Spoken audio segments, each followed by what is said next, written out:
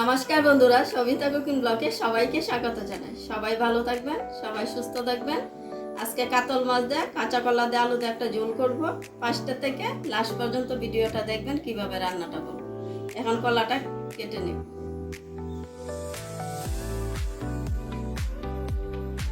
কেটে নিব এখন কলা।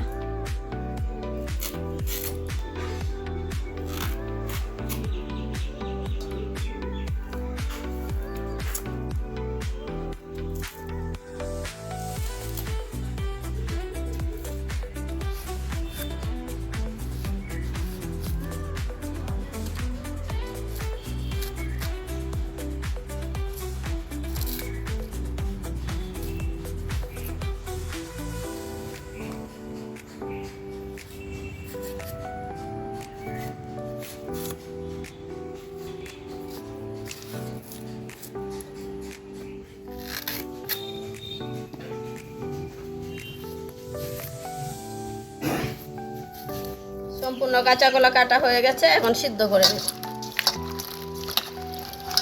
অল্প দিয়ে দিব হলুদ গুঁড়ো, কষটা ছেড়ে দিবে। সিদ্ধ করার জন্য দিয়ে দিব জল। এখন দিয়ে দিব কাঁচা কলাটা।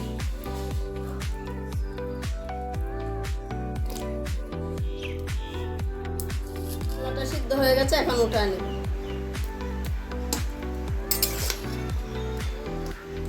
বেটে নিব জিরা,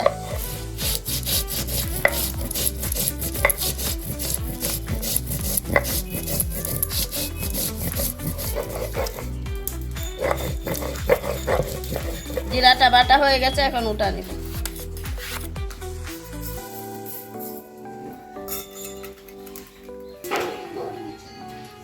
বেটে নিব ধনিয়া, বেটে নিব কাঁচা লঙ্কা। কাঁচা লঙ্কাটা বাটা হয়েছে, এখন উঠা নিব। মাছে দিয়ে দিব লবণ, হলুদ গুঁড়ো,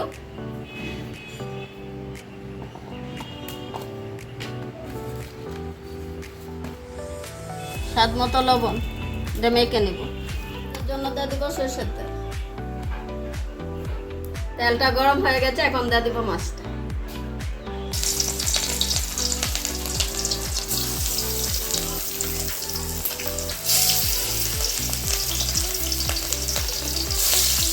মাছটা ভাজা হয়ে গেছে, এখন উঠে নিব।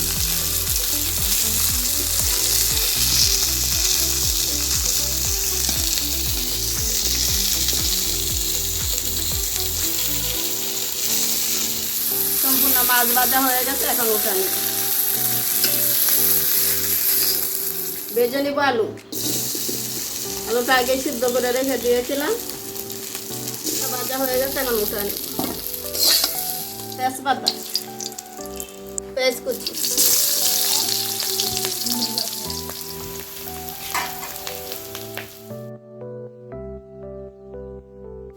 পেঁয়াজটা তেজপাতাটা ভাজা হয়ে গেছে, এখন দিয়ে দিব কাঁচা কলাটা সিদ্ধ করা গেল।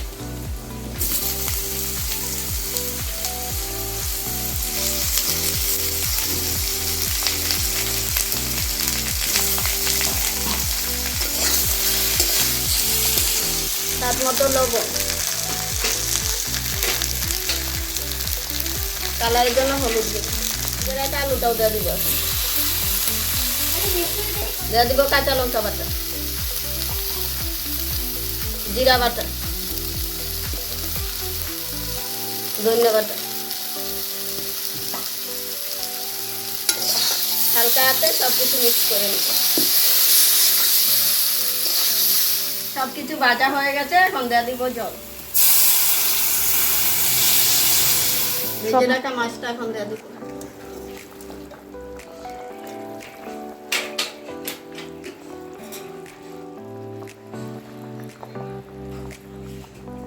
তরকারিটা হয়ে গেছে, এখন ঢেলে নিব।